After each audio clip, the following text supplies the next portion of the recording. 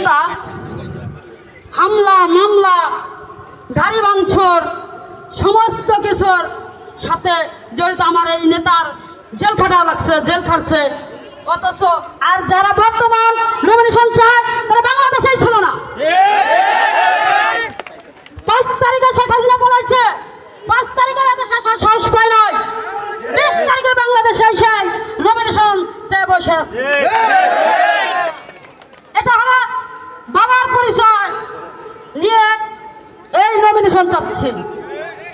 কিন্তু আমি মনে করি আমার নেতাকে বলবো, আমার এই দল কে বলবো, আমার নেতা যে পরিশ্রমী নেতা, আমি মনে করি এই নেতার যোগ্য নমিনেশন দেওয়া কর্তব্য।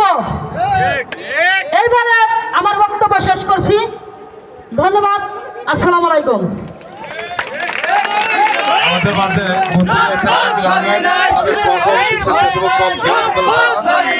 সাথীরা আমাদের নামাজের জন্য আমরা